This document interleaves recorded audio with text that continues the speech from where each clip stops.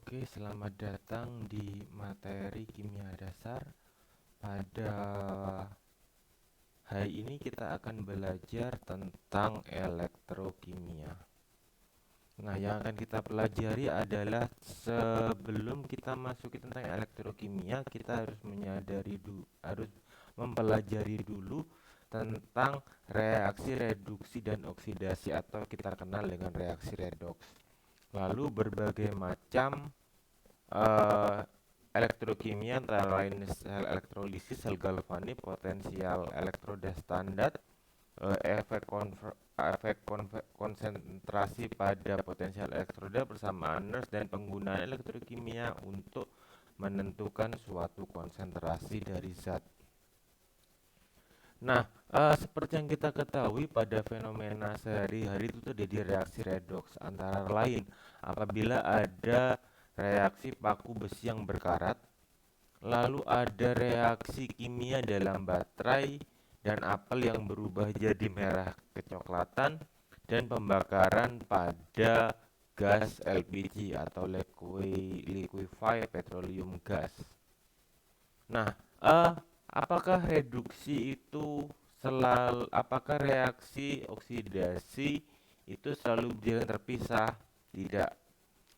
Reaksi redoks atau reaksi reduksi oksidasi adalah reaksi yang jalan bersamaan dan keduanya tidak dapat dipisahkan. Reaksi ini seperti pasangan. Kalau terjadi reduksi, pasti terjadi oksidasi di sana. Nah, eh, yang dis, apakah reaksi oksidasi itu selalu melibatkan oksigen? Apakah itu yang kalian pikirkan? Tidak. Oksigen itu bukan merupakan satu-satunya syarat terjadi reaksi reduksi oksidasi atau dikenal dengan redoks. Nah, yang menyebabkan terjadinya reaksi redoks adalah kalau misalkan reaksinya reduksi itu dia menerima atom H+. Kalau mengalami reduksi mengalami penurunan bilok dan menerima elektron itu kalau misalkan dia reaksinya reduksi.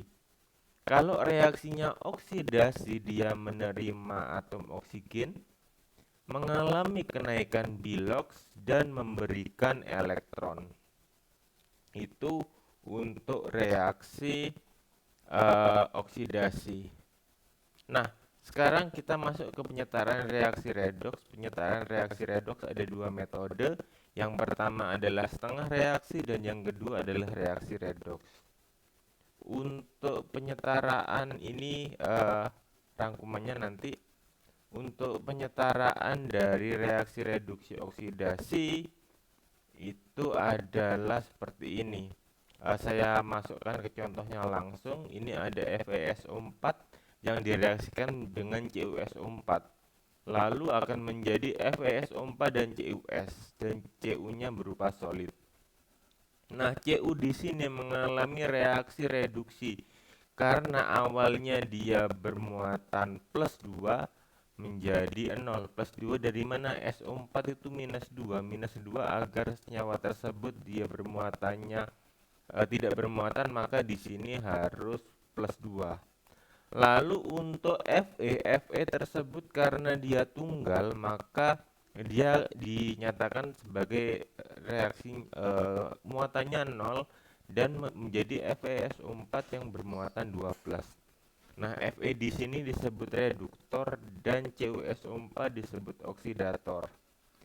Nah, reduktor itu apa? Reduktor itu adalah zat yang menyebabkan zat lain reduksi.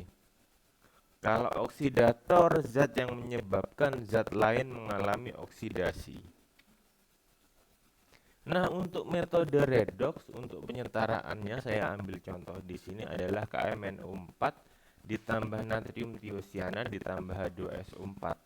Nanti akan menjadi K2SO4, MnSO4, Na2SO4, dan H2O. Nah, caranya gimana? Kita menentukan dulu perubahan biloks terlebih dahulu dengan menghitung biloks masing-masing unsur. Sebagai contoh, O muatannya 7, K1.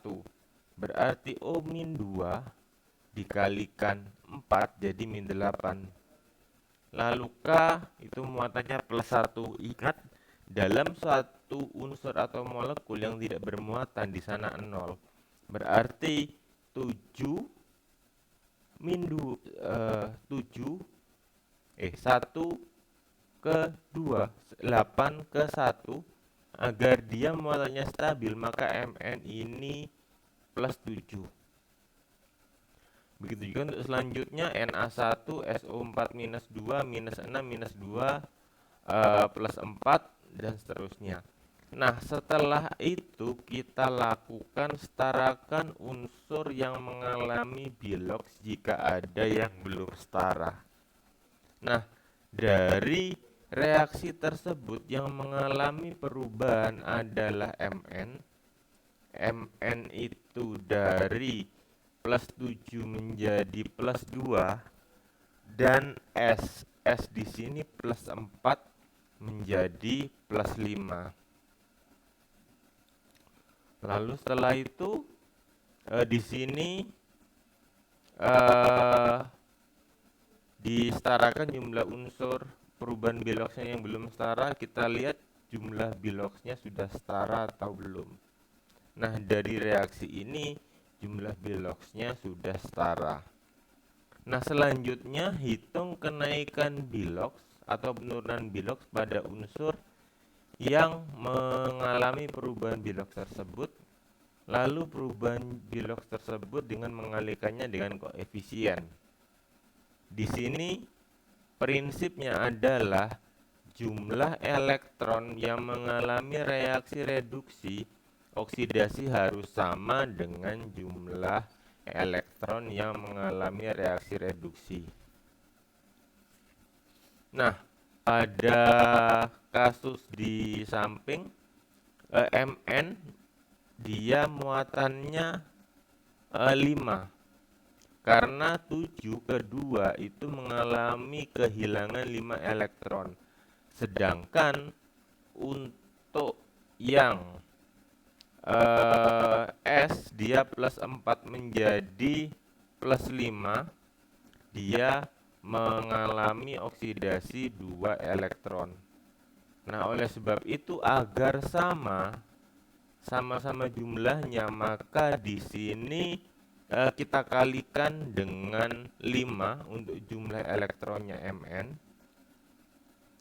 dan kita kalikan 2 untuk jumlah elektronnya Mn, dan kita kalikan 5 untuk jumlah elektron dari S. Sehingga ketika kita setarakan, kita tinggal masukkan 2 itu langsung masuk ke sini, 5 itu langsung masuk ke MnO4-nya di sini, 5NaSO4. Yang ini 5 masuk ke Na, yang ini 2 masuk ke Mn. Jadi 2 ke MnO4 plus 5 N2OSO3 ditambah 2 MnSO4 ini karena dikalikan 2, dan 5 NaSO4 di sini karena ini yang tempatnya S-nya. Oke, sudah selesai untuk menyetarakan reaksinya. Ini adalah cara yang pertama dengan metode penurunan bilox, penurunan atau kenaikan bilox. Lalu untuk metode yang kedua adalah dengan metode setengah reaksi. Kalau metode setengah reaksi di sini ada contohnya MgS. Ketika kita reaksikan dengan Cl menjadi MgCl2, Mg plus dan MgCl2. Nah, kita harus menghitung jumlah elektronnya. Untuk jumlah elektronnya Mg2 plus, agar dia bermuatannya agar dia tidak bermuatan, maka di sini diperlukan 2 elektron. Begitu juga untuk Cl, karena Cl2 itu dia tidak bermuatan nol, agar dia menjadi sama dengan di sini, dengan jumlah elektron yang ada di sini, jumlah elektronnya adalah 2Cl, maka 2 min, maka di sini menjadi jumlah elektronnya minus 2. Lalu kita tulis saja reaksinya, Mg turun, Cl turun, Mg2 plus turun, Cl turun. Nah, ini karena jumlah elektronnya sama bisa dicoret. Kenapa jumlah elektronnya Mg2 plus itu adalah 2?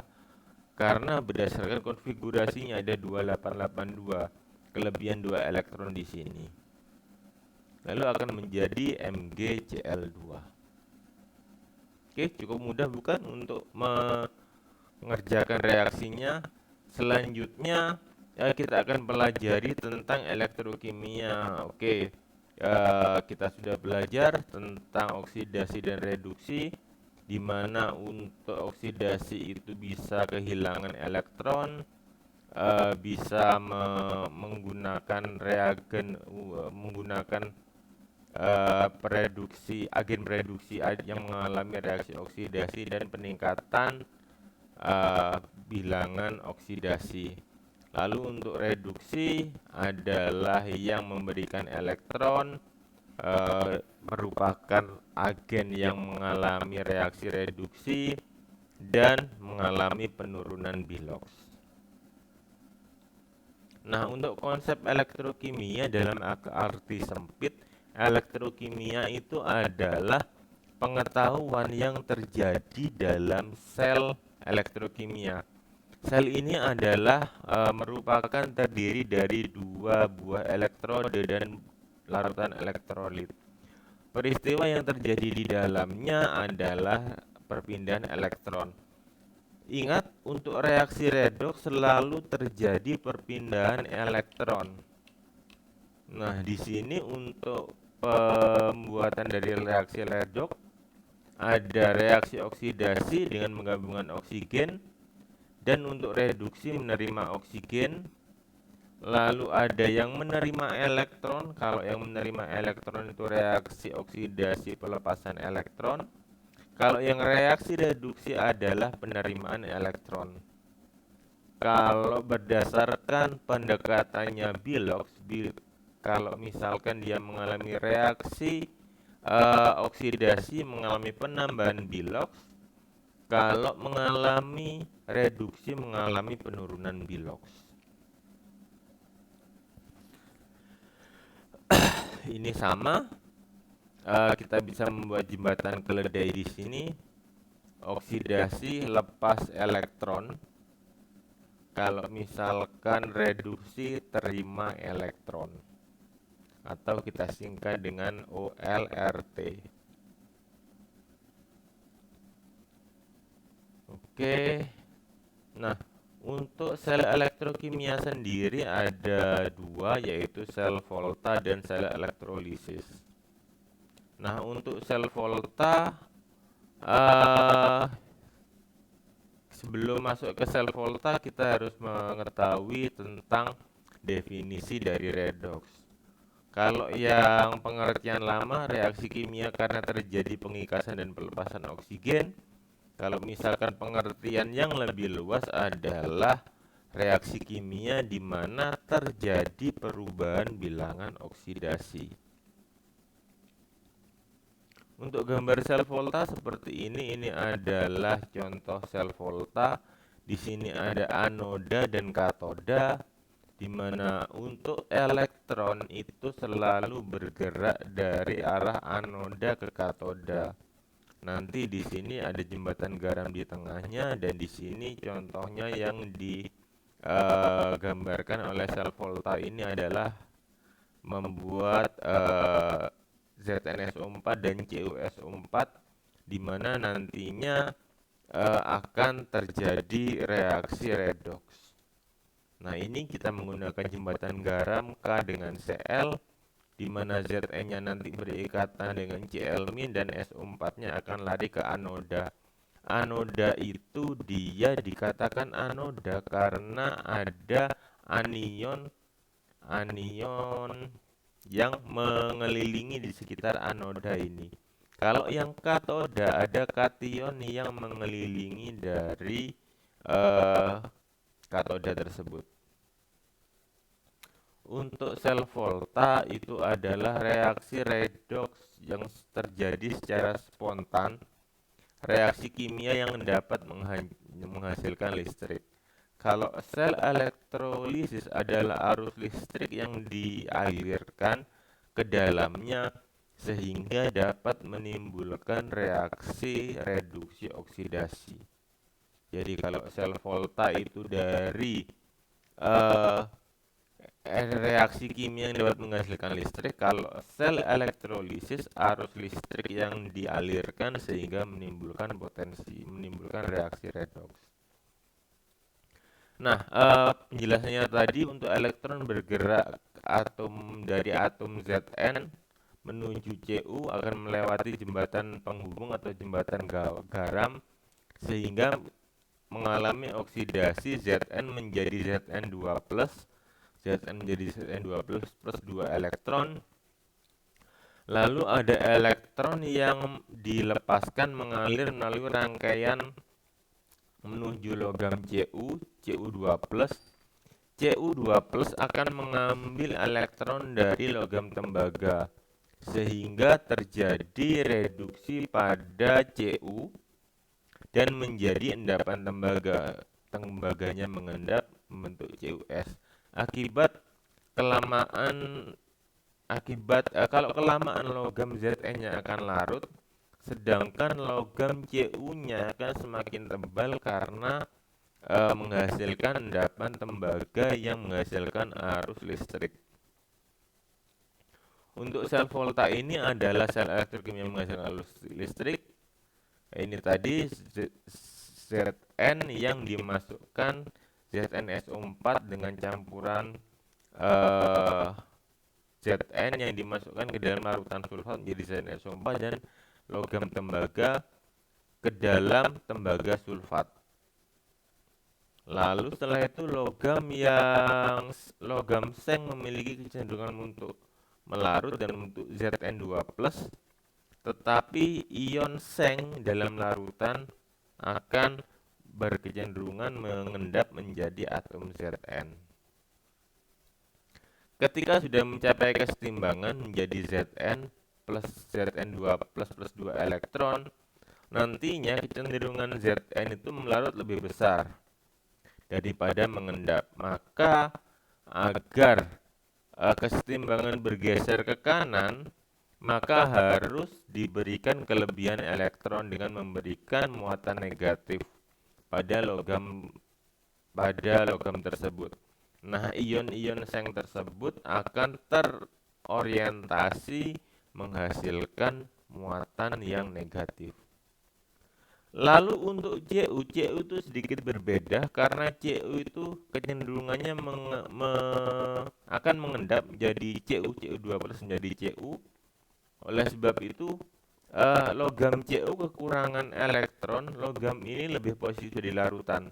Nah, jika kedua elektroda tersebut digabungkan menjadi sel volta, kelebihan antara elektron pada elektroda Zn akan mengalir ke elektroda Cu di mana yang kekurangan elektron. Karena terjadi respon tersebut, maka akan menghasilkan arus listrik. Karena kehilangan elektron, Zn akan melarut menghasilkan Zn2+, sedangkan ion Cu akan mengendap menjadi Cu2+.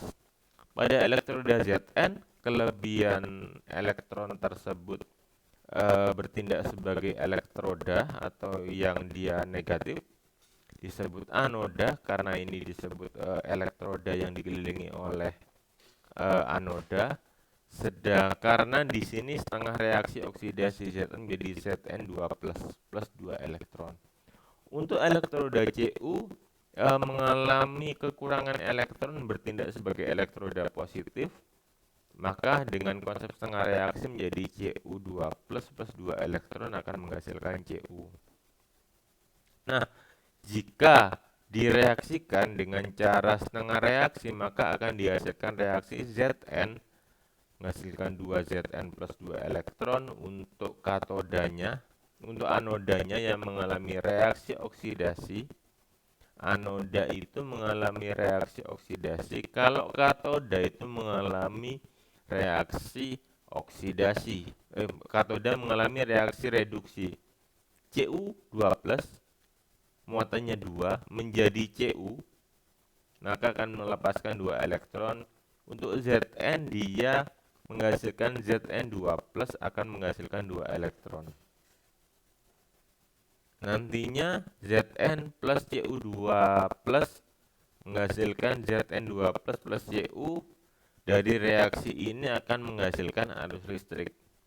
Jembatan garam di sini berupa pipa U yang berisi dari elektrolit KCl atau KNO3, atau bisa diberikan pada agar-agar sehingga terjadi jembatan garam.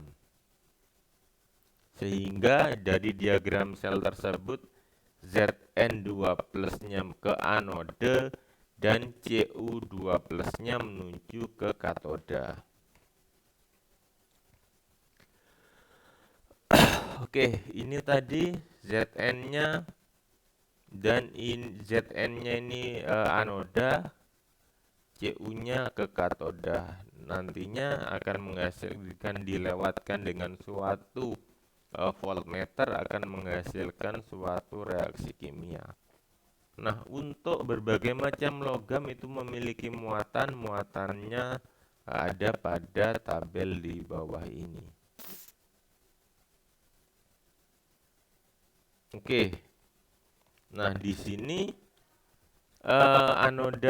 katoda bermuatan positif mengalami reaksi reduksi, anoda negatif berarti mengalami reaksi oksidasi. Untuk sel galvani, elektrode E0 katodanya, persyaratan dari sel galvani adalah E0 katodanya lebih besar daripada E0 anode. Berarti kecenderungannya dia mengalami reaksi reduksi itu lebih besar daripada reaksi oksidasi. Jadi kalau sel galvani itu diingat kecenderungan untuk mengalami reduksi E0-nya begitu harus lebih besar. Jika menggunakan potensial elektrode di bawah ini, maka ini ada contohnya, ada Cr2O7, suatu kromat akan melepaskan H+ HCr4 dengan 6 elektron, maka akan menjadi 2 kromat plus 7 H2O. Lalu untuk Zn menjadi plus Zn2 plus 2 elektron akan menjadi Zn. Nah, untuk elektrodenya akan menghasilkan nilai minus 0,76, sedangkan untuk CrO4 adalah 1,33. Ingat, untuk elektrode dari sel adalah elektrode dari katoda ditambah elektrode dari anoda. Nah, ingat di sini ada deret volta, LIK baca, LIK BA CA NA MG, AL MN ZN FE, ada CO NI SN PB, HCU HG PT dan AU. Dari deret volta ini kita bisa menentukan notasi selnya tersebut. Kalau misalkan ada notasi seperti ini, yang di depan adalah anoda, Zn menjadi Zn2+, ingat di anoda tersebut terjadi reaksi oksidasi, sedangkan di katode terjadi reaksi reduksi.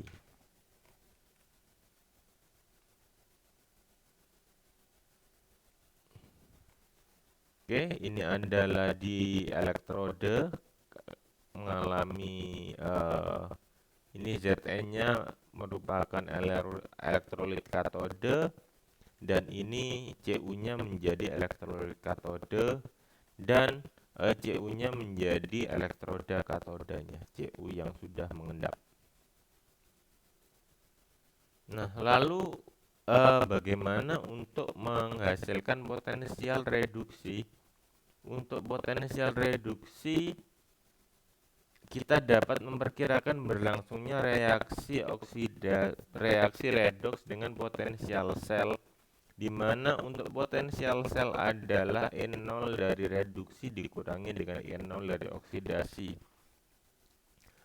Kalau reaksinya berlangsung spontan jika N0 selnya itu lebih besar daripada 0. Contoh adalah tentukan potensial sel dan notasi dari sel Zn plus ZCU2 plus dan Zn2 plus Cu. Kita ketahui untuk Zn akan menghasilkan 2 elektron menjadi Zn. Untuk Cu2 plus ditambah 2 elektron akan menghasilkan Cu.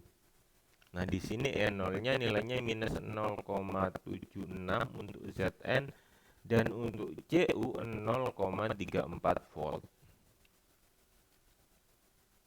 Lalu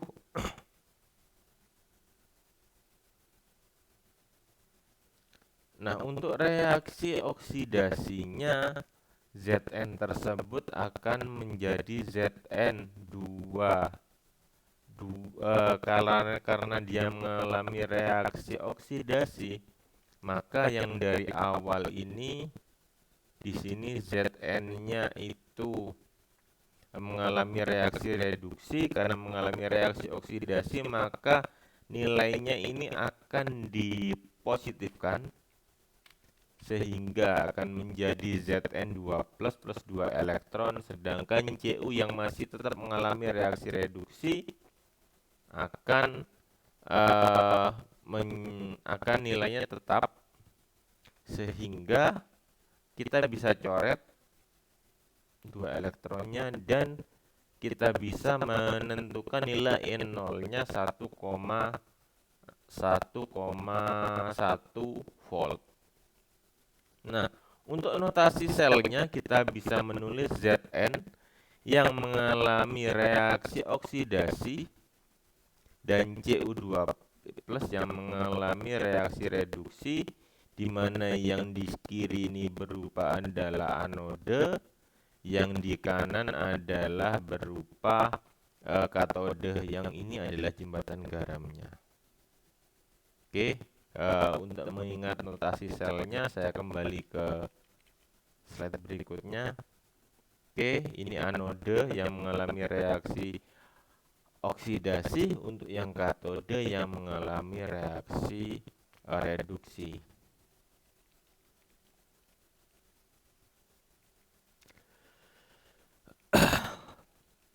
Lalu untuk reaksi elektrolisis adalah penguraian dari zat-zat kimia karena oleh arus listrik searah. Peristiwa ini terjadi karena ada perubahan energi listrik menjadi energi kimia. Lalu contohnya adalah elektrolisis lelehan Ag dalam elektrode PT. Nah, untuk di katodanya, katoda dia mengalami reaksi di sini Ag plus menjadi Ag, dan untuk anodanya dia bermuatan positif, O menjadi O2. Nah, sehingga untuk Ag2O dia agar bisa disetarakan reaksinya ini dikalikan 2 dulu semua. Lalu untuk Ag-nya kita kalikan 4, dan untuk anodanya karena dia sudah sama, kita bisa kalikan 1 sehingga menjadi Ag 2Ag 2Ag 2Ag ditambah 4Ag plus, dan akan ditambahkan dengan 2O2 di sini karena jumlah elektronnya sudah sama, ini bisa dicoret.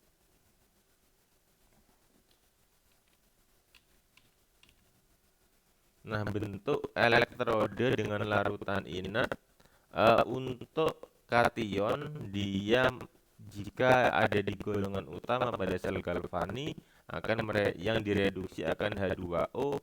Jika merupakan golongan transisi, maka yang direduksi adalah kation tersebut.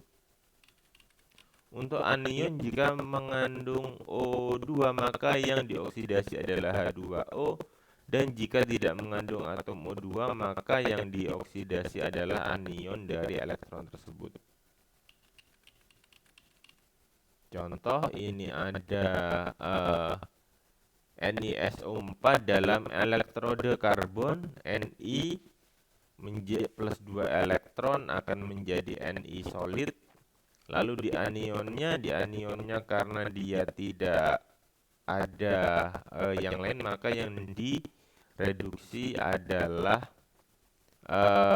air dipecah menjadi 4H plus dan O2, sehingga nanti untuk elektronnya karena di sini masih 2 dan di sini 4, kita kalikan dengan 2, di sini 2 kali 2 4, dan untuk sehingga persamaan reaksinya menjadi 2Ni, elektronnya hilang, ditambah H2O nya tetap 2, menghasilkan 2Ni ditambah 4H plus dan oksigen.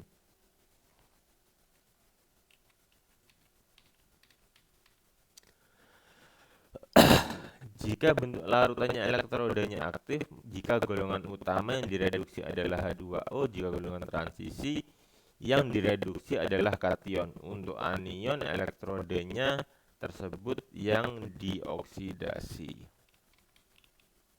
Ini sama tadi contohnya. Nah, faktor-faktor karena itu salah satu hal yang menyebabkan terjadinya korosi karena reaksi redoks adalah udara, H2O, asam kuat seperti HCl, H2SO4 dan HNO3.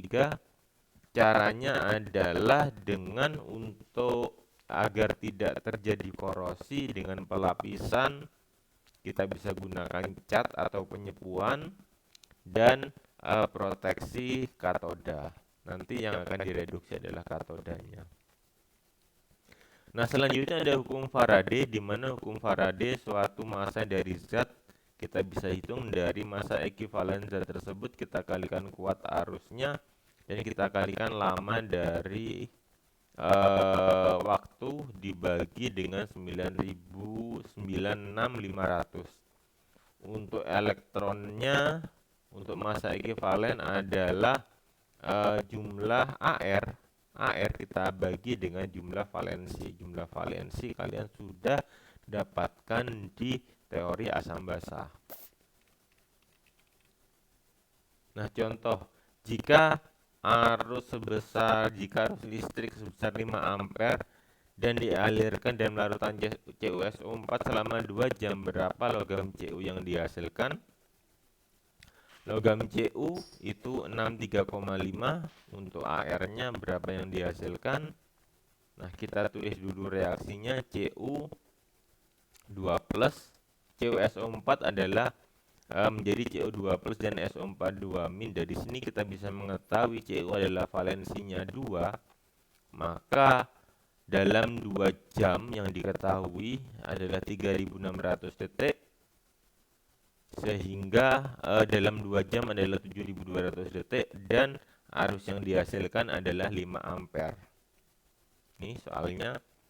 Lalu massa adalah elektron dikalikan dengan I dikalikan dengan kuat arus dikalikan dengan T dibagi 965, sehingga 63,5 adalah jumlah dari AR-nya tersebut dibagi dengan elektron valensinya 2.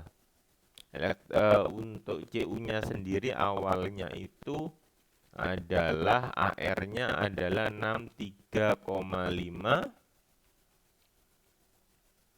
sehingga 63,5 kita kalikan dengan 5 ampere, lalu kita kalikan dengan 7200, lalu kita bagi dengan elektron valensinya di sini, kita bagikan dengan 2 di sini, kita kali dengan 96500.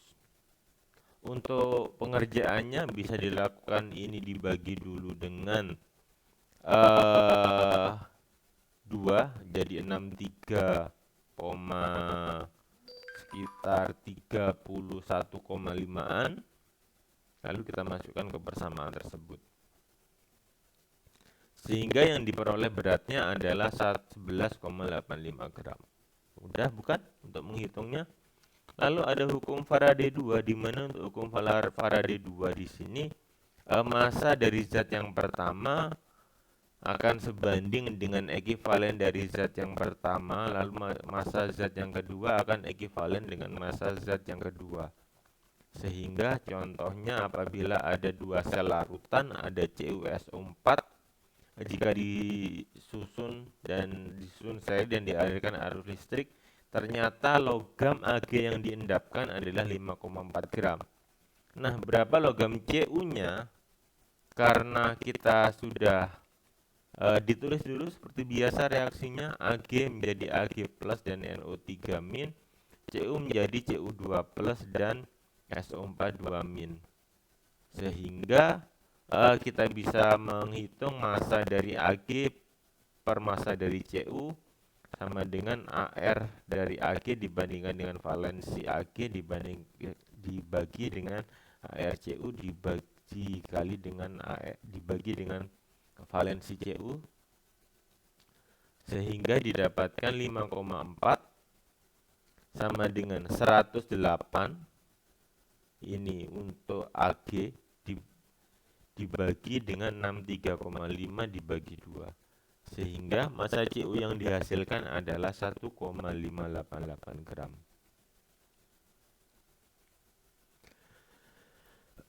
Oke, ini adalah reaksi zat yang mana yang mengalami reaksi oksidasi, yang mana nanti kalian bisa jawab di kuisnya. Lalu selanjutnya untuk bilangan oksidasi adalah jika muatan atom dari suatu unsur atau molekul senyawa yang ditentukan karena memiliki perbedaan elektronegativitas. Untuk penentuan bilangan oksidasi, untuk semua atom yang bebas adalah 0, contohnya Cl kalau jalan-jalan sendirian itu 0, B itu jumlah atomnya kalau sendirian adalah 0. Kalau misalkan jumlah atomnya sama, kalau misalkan ada ionnya, maka dia muatannya sama dengan ionnya, contohnya adalah Na plus 1, Fe3 plus adalah biloknya Fe plus 3. Lalu golongan 1A aturannya adalah plus 1, golongan 7A adalah minus 1. Untuk bilangan oksidasi dalam senyawa H adalah plus 1, kecuali ada pada senyawa hidrida. Bilangan H-nya adalah min 1. Ini untuk aturan dari penentuan bilangan oksidasi. Untuk bilangan oksidasi dalam O itu dalam senyawa adalah minus 2. Kalau misalkan dalam peroksida minus 1. Kalau superoksida KO2 RB2 bilox O adalah minus setengah. Sementara untuk OF nilai OF2 nilai O-nya adalah plus 2. Untuk jumlah bilox dalam suatu senyawa tersebut adalah 0 jika bilangan bilox bermuatan bersama dengan muatannya. Kalau H2SO4 ini muatannya adalah 0 karena di sini tidak bermuatan. Lalu kalau ada CO3 2 min, bilangan biloxnya adalah minus 2. Untuk reaksi reduksi itu seperti biasa yang tadi adalah mengalami kenaikan bilox, pengikatan oksigen dan pelepasan hidrogen. Lalu untuk ini reaksi reduksi, ini untuk reaksi reduksi mengalami penurunan bilox, mengalami pelepasan oksigen dan pengikatan hidrogen. Lalu ada kita kenal dengan reaksi autoredox, di mana reaksinya menjadi 2Cl menjadi 2OH- dan 2Cl ini menjadi Cl klorat.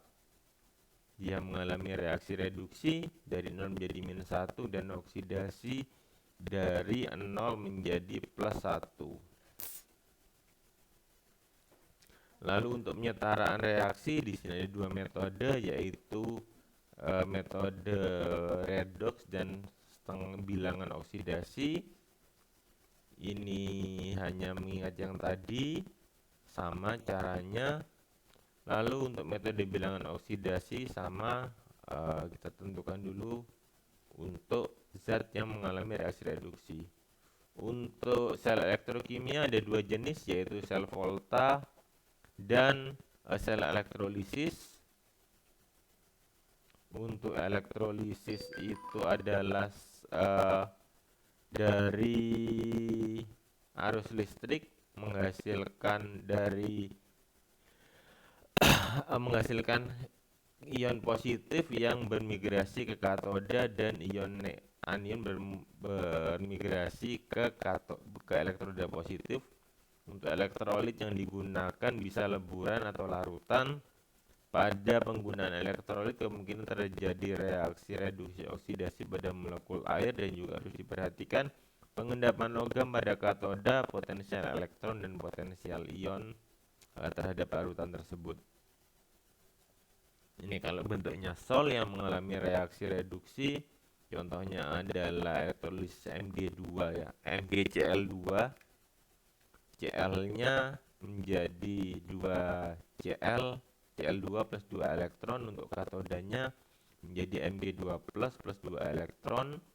Karena sama-sama elektronnya kita bisa coret. Untuk elektrolisis dari larutan, kalau misalkan dia larutan NaCl, karena elektrodanya lamban, maka yang direduksi adalah air. Untuk elektrolisis ini lebih rumit karena leburan elektrolit, terdapat pula yang dapat direduksi berupa air. Ini sama seperti tadi, ini adalah kationnya. Untuk golongan logam 1A, 2A, 3A, dan Mn yang tereduksi adalah air kalau kationnya itu logam. Kalau kationnya ion logam misalnya Ag, Ni, Ag yang direduksi adalah air. Lalu untuk di anode, kalau misalkan dia inert, ada Pt, platina, ada emas dan ada karbon. Yang direduksi adalah sisa asam, atau yang sisa asam, misalkan ada oksida SO4, NO3, PO4, maka yang teroksidasi adalah air. Kalau misalkan ada sisa basa, maka sisa asam lain yang teroksidasi, misalkan ada Cl dan Cl2, maka yang di oksidasi adalah 4OH dan menjadi 2H2O plus O2 plus 4 elektron. Untuk anode inert, dia anodenya tidak teroksidasi. Untuk elektrolisis HCl dengan elektroda PT, yang mengalami reaksi di anode adalah Cl-nya, sedangkan di katodenya adalah karena dia menggunakan PT yang mengalami reaksi reduksi adalah airnya, sehingga menghasilkan 2HCl ditambah 2 gas H2 dan gas klorin.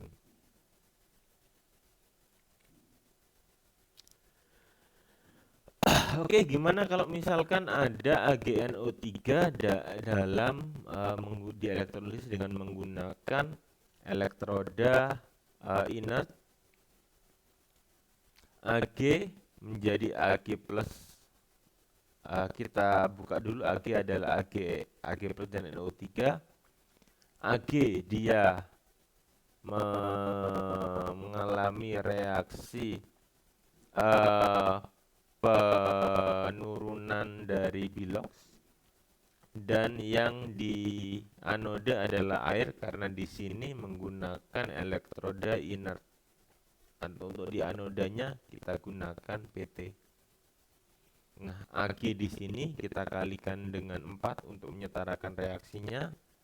Lalu H2O langsung turun dan Ag-nya mengendap dan menghasilkan 4 asam plus 2 oksigen. Oke, ini adalah perbedaan dari sel galvani, sel elektrokimia, sel foto, sel galvani. Untuk persamaannya, anodenya bermuatan negatif, katodenya bermuatan positif. Di anode terjadi reaksi reduksi, di katode terjadi reaksi reduksi. Sama untuk di sel elektrolisis, anodanya bermuatan positif. Ini anodanya, kalau di sini bermuatan negatif. Kalau sel elektrolisis kebalikannya, bermuatan positif, katodenya bermuatan negatif. Di anoda selalu terjadi reaksi oksidasi dan di katode selalu terjadi reaksi reduksi. Untuk pada anoda terjadi reaksi oksidasi melepas elektron dan membentuk ion, sedangkan di katode dia terjadi reaksi dan menyerap ion. Lalu kalau misalkan sel elektrolisis, elektron memasuki larutan dwikutub pada larutan kutub negatif anoda, kemudian elektron tersebut diserap menjadi ion, kemudian ion tersebut mengalami reaksi reduksi, sementara ion akan melepaskan elektron dari anoda dan sel mengalami oksidasi. Untuk perbedaannya, sel galvani reaksinya spontan. Untuk sel elektroforesis dia tidak dapat terjadi spontan. Jika kalau misalkan diberikan suatu listrik, maka bisa terjadi reaksi spontan, bisa terjadi reaksi. Untuk contohnya sel galvani ada aki, baterai kering, baterai NiCd, baterai cas, ada pemurnian logam, ada penyempuan logam, dan juga untuk pH meter. Ini nanti kita pelajari di selanjutnya. Untuk di hukum Faraday di sini berlaku, ada hukum Faraday 1, zat yang dilepaskan pada elektrolit akan berbanding lurus dengan jumlah arus yang digunakan, sehingga M sama dengan E adalah jumlah elektron, sehingga didapatkan persamaan yang tadi 1 KITE atau 1 kalikan T dikalikan jumlah elektron, ini sama notasinya yang tadi. Nah, hasilnya sama dengan perhitungan yang tadi. Ini hanya berbeda dalam menuliskan saja, tapi sama. Elektronnya yang dihasilkan di sini adalah untuk mendapatkan 13 gram Cr2 pada larutan dengan arus 3 ampere, 1 Faraday 965 kolom, berapa waktu yang diperlukan? E-nya adalah 52 dibagi dengan 3 karena di sini adalah elektron valensinya adalah 3. 52 dibagi menjadi 3 dulu. Kita tentukan dulu nilai E-nya.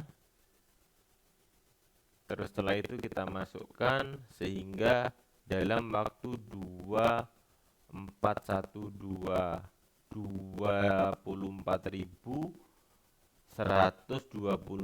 kalau misalnya dijadikan jam 6,7 jam untuk menghasilkan massa sebesar 13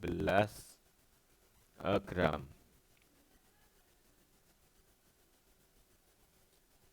Oke, ini ya untuk contoh soalnya. Ini yang ditanyakan adalah waktunya. Kita seperti biasa tulis dulu untuk menghitung valensinya ini ada berapa. Karena untuk menghitung nilai dari I-nya di sini. Untuk menghitung nilai dari elektron untuk menghitung dari nilai K. Untuk sel elektrokimia ini adalah contohnya. Zn dengan Cu akan menghasilkan Zn-nya 2+ dan Cu-nya akan mengendap. Oke, ini untuk sel galvani, elektrode katodanya itu negatif, untuk anodanya itu positif. Dari energi kimia menghasilkan energi listrik. Untuk yang elektrolisis dibalik, dia dari energi listrik menghasilkan energi kimia. Karena dia dibalik, katodanya dia bermuatan positif pada sel galvani, tapi pada elektrolisis bermuatan negatif. Untuk anodanya dia bermuatan positif, tapi untuk di sel galvani atau sel volta, elektrodanya menghasilkan muatan negatif. Karena potensial kimia dari ion logam, elektrodanya lebih tinggi dari potensial kimia ion logam pada larutan. Karena potensial kimia ion logam pada elektroda dipaksa lebih rendah dari potensial pada logam pada larutan. Untuk sel volta ini sama.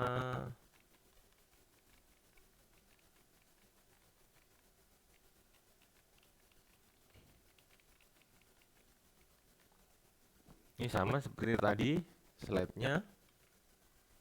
Nah, selanjutnya untuk sel volta itu bisa digunakan dalam baterai, sel aki, sel peroksida, sel kadmium, dan sel bahan bakar. Lalu ada sel kering, dikenal dengan batu baterai biasa, di mana elektrodanya terdiri dari karbon dan anodanya terdiri dari seng. Elektrolit yang dipakai bisa berupa campuran Mn2+ dan serbuk karbon NH4Cl. Untuk persamaan reaksinya, katodanya Mn dan H+ dan perlu 2 elektron sehingga menghasilkan Mn2O3 plus H2O.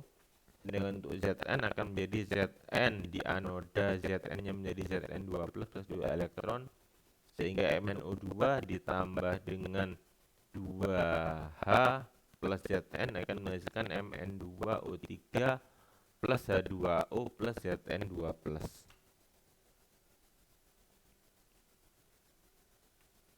Nah, pada baterai alkalin di sini yang digunakan adalah elektrodenya menggunakan campuran berupa pasta MnO2 dengan serbuk karbon OH, sehingga di anodanya di sini Mn2+ menghasilkan 2H2O plus 2 elektron dan akan menghasilkan MnO plus 2OH-, sehingga sel ini lebih lama daripada sel yang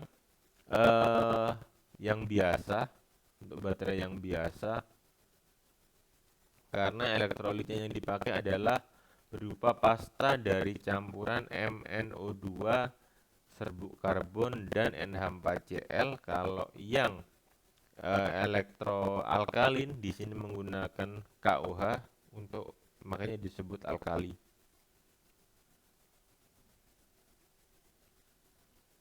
Untuk sel aki ini digunakan untuk menyimpan daya karena sel tersebut karena sel ini dapat anodenya disebut sel penyimpanan karena dapat berfungsi sebagai penyimpan listrik dan pada setiap saat bisa dikeluarkan. Anodenya terdiri dari timbal Pb dan katodanya PbO2. Untuk Pb ditambah Pb karena larutannya dipakai di larutan SO4 jadi PbSO4. Untuk di katodanya PbO2 plus SO4 akan menghasilkan 24 plus 2 elektron plus PbSO4 plus H2O sehingga menghasilkan Pb ditambah 2 SO4 2 min PbO2 dan menghasilkan 4H plus 2 PbSO4 plus H2O. Ini kalau misalkan reaksinya menggunakan aki. Kalau misalkan pengisian PbSO4 bereaksi dengan air akan menghasilkan Pb plus SO4 2 min dan akan menjadi PbO2 plus H+.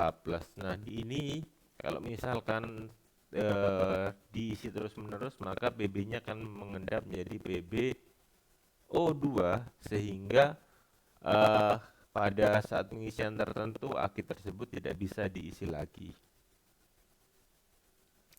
Lalu sel peroksida digunakan untuk arloji, kalkulator, dan alat-alat elektronik. Di anodanya adalah Zn plus Zn dan Ag2S, maka disebut sel peroksida. Untuk potensial ini hasil yang dihasilkan adalah 1,3 volt. Ini adalah sel peroksida, jamnya dari baterai dan kalkulator biasanya. Reaksinya seperti ini. Lalu untuk baterai NiCd itu adalah sel baterai yang bisa diisi lagi. Potensial yang dihasilkan adalah 1,29 volt. Reaksinya adalah NiO bereaksi dengan H2O plus Cd plus H2O sehingga nanti akan dihasilkan 2Ni dan 2Cd. Untuk sel bakar merupakan sel galvani, akan terjadi reaksi oksigen. Reaksinya adalah oksigen dan hidrogen dialirkan secara kontinu dalam sel elektroda berpori. Sel ini terdiri dari nikel dan dari nikel oksida melalui elektrolit KOH. Reaksinya adalah anode H2O dan di katode adalah H2O juga. Untuk elektrolisis, karena elektrolisis itu peristiwa arus arah penguraian zat-zat kimia oleh arus listrik searah karena terjadi perubahan energi listrik menjadi energi kimia. Ini contohnya yang tadi.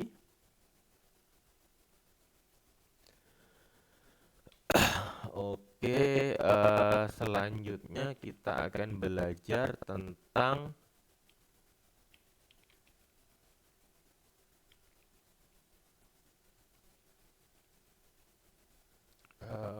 di sini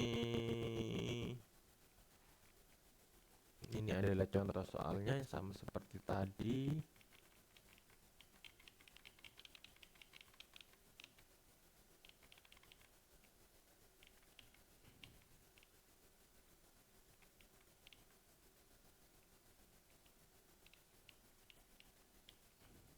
Oke, selanjutnya kita akan belajar elektroda hidrogen standar. Elektroda hidrogen standar di sini digunakan untuk pembuatan pH meter. Nah, untuk dasarnya adalah ilmuwan telah menyepakati bahwa untuk reaksi rujukan dengan nilai 0 adalah reaksinya 2H plus pada satu pada konsentrasi 1 molar kita menghasilkan 2 elektron, dan H2 akan menghasilkan nilai N0-nya itu adalah 0. Begitu juga apabila atom H2 pada konsentrasi 1 molar akan melepaskan 2 elektron, nilai N0-nya adalah 0. Dengan nilai tersebut kita bisa menyusun sel volta dengan menggunakan elektroda standar, dan salah satu elektrodenya kita bisa gunakan untuk mengukur potensial sel dengan alat ukur. Kemudian kita bisa menentukan potensial elektrodenya tersebut. Nah, untuk potensial elektroda di sini kita bisa menggunakan SHE.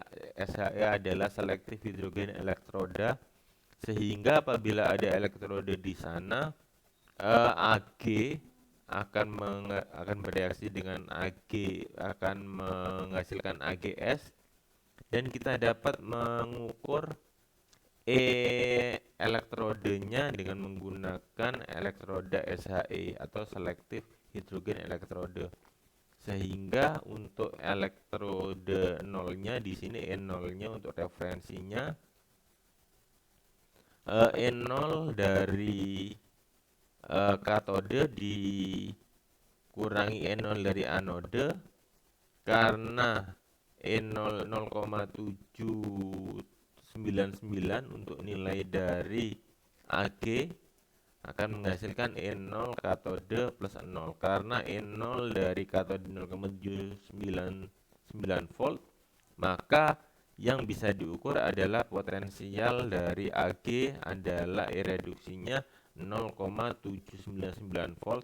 Karena N0-nya nilainya 0,799 volt, kita bisa dapat menyimpulkan bahwa reduksi dengan SHE selective hydrogen elektroda akan menghasilkan reaksi yang spontan. Nah, untuk SHE di sini digunakan adalah untuk mengukur pH.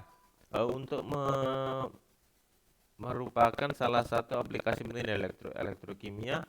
Potensial elektroda tergantung pada pH larutannya, di mana setengah anoda, di mana setengah H2 akan bereaksi dengan H+, dan di katodanya terjadi H+, bereaksi dengan elektron akan menghasilkan setengah H2, sehingga setengah H2 ditambah H+, ditambah H+ tambah H2 setengah, sehingga menghasilkan E0 selnya adalah 0,0059 pH. Lalu ada elektroda kaca. Elektroda kaca ini digunakan sebagai pengganti elektroda hidrogen yang kurang praktis. Untuk elektroda ini terdiri dari mengandung 0,1 molar HCl, dan di dalamnya terdapat AgCl. Untuk elektroda ini dicelupkan kepada larutan dan dapat diukur pH-nya.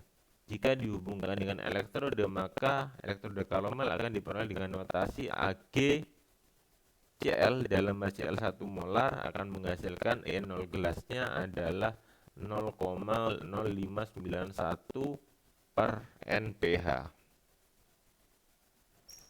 Lalu untuk pH meter sendiri itu yang kita gunakan di sini, kita bisa gunakan elektroda gelas, atau kita juga bisa gunakan SHE selective hydrogen electrode. Untuk kalau menghasilkan SHE kita bisa membuat ini yang gelas yang di sini, lalu di sini ada diisi oleh HCl, diisi oleh HCl 0,1 molar. Nantinya di sini ada elektrode reference dan di sini kita bisa mengukur pH-nya. Untuk elektrode acuannya bisa digunakan Hg raksa sebagai raksa jenuh HgCl2. Untuk konsentrasi KCl itu jauh lebih sering digunakan tetapi sering mudah terpengaruh oleh suhu.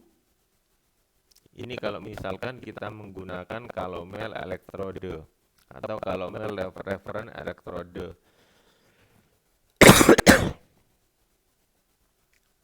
Untuk elektrode standar kita juga bisa gunakan elektrode AgCl di mana terdiri dari AgCl jenuh dan larutan KCl jenuh. Yang sering digunakan adalah metode AgCl dengan isinya KCl jenuh sehingga reaksinya mengalami reaksi reduksi Ag+, dia melepaskan elektron menjadi Ag dan AgCl menjadi Ag+ dan Cl-. Untuk logam perak dicelup dengan NaCl dan pasta AgCl yang potensialnya adalah 25 derajat, pada 25 derajat adalah 0,199 volt. Nah, pertanyaannya kalau misalnya ada soal jika suatu elektroda hidrogen dihubungkan dengan elektroda calomel standar, GGL-nya adalah 0,8, berapa pH larutannya? Kita tulis dulu H2. Tadi H2 nilainya adalah 0 dan HgCl. HgCl-nya di sini ada reaksinya. Ini menggunakan calomel. Calomel ini reaksinya Hg2Cl2 plus 2 elektron. Maka akan menghasilkan 0,242 volt.